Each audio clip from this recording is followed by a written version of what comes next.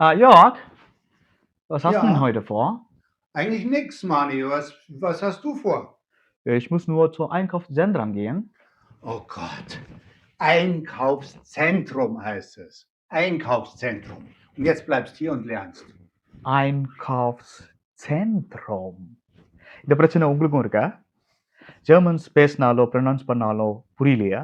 இல்லை உங்களாலையும் ஜெர்மன்ஸ் மாதிரி பேசவோ இல்லை ப்ரொனவுன்ஸ் பண்ணவோ முடியலையா?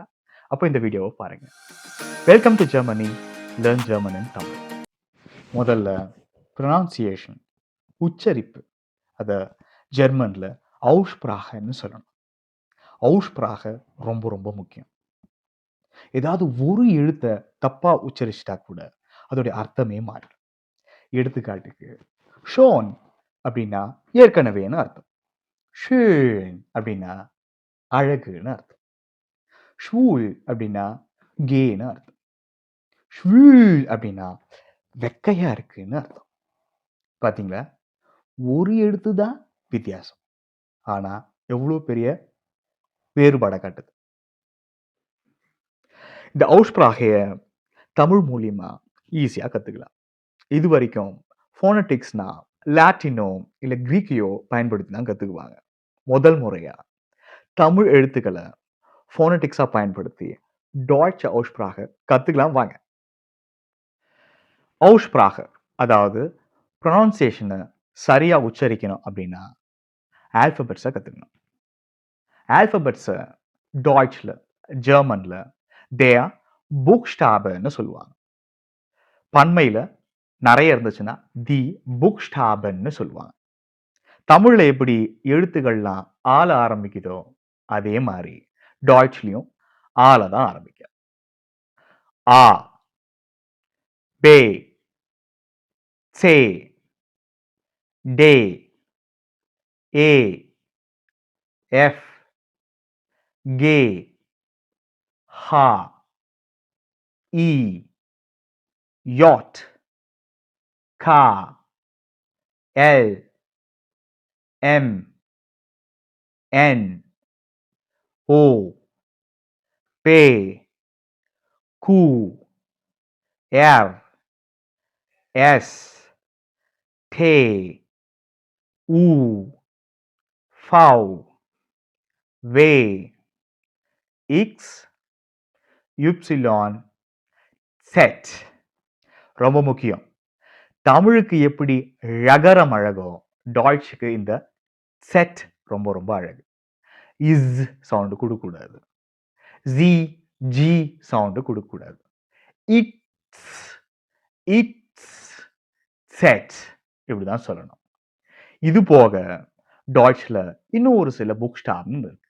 அதை உம்லவுட்டர் அப்படின்னு சொல்லுவாங்க. ஆக்கு மேல 2 புள்ளி வரதை கவனிச்சிருப்பீங்க. ஊக்கு மேல 2 புள்ளி வரதை கவனிச்சிருப்பீங்க. ஓக்கு மேல 2 புள்ளி வரதை கவனிச்சிருப்பீங்க.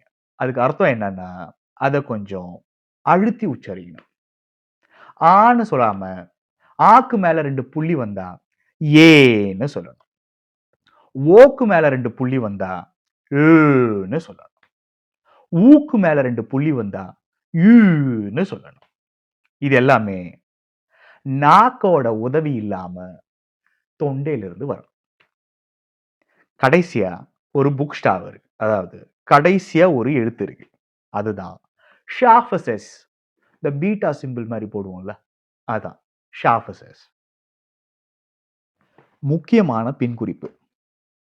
இது வரைக்கும் நம்ம படிச்ச ஆல்பபெட்ஸ், அதாவது புக் ஸ்டாப்ல பே பே, டே டே, கே கா, இதெல்லாம் நம்ம தமிழ்ல எழுதும்போது ஒரே எழுத்தை தான் பயன்படுத்துவோம். ஆனா அது எங்க வருதுன்றத பொறுத்துதான் அதனுடைய உச்சரிப்பு மாறும். எடுத்துக்காட்டுக்கு பெஞ்சமின்ற பேர்ல பேன்னு சொல்லுவோம், அதுதான் டாய்ச்ல பே. டேவிட்ன்ற பேர்ல டேன்னு சொல்லுவோம், அதுதான் டாய்ச்ல டே.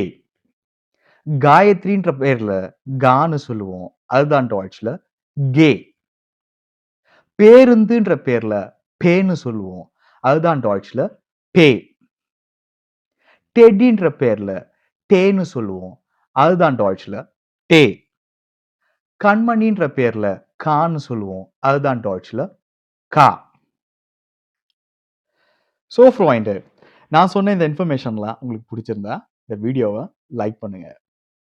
டாய்ச் படிச்சவங்களுக்கும், படிச்சுக்கிட்டு இருக்கவங்களுக்கும், படிக்கணும்னு நினைக்கிறவங்களுக்கும் இந்த வீடியோவை ஷேர் பண்ணுங்க.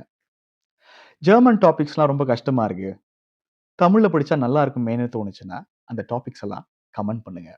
இந்த மாதிரி ஜெர்மனை தமிழ்ல படிக்கிறதுக்கு ஜெர்மனி சேனலை சப்ஸ்கிரைப் பண்ணுங்க. Bis zum nächsten Video. அடுத்த வீடியோல பார்க்கலாம். Tschüss!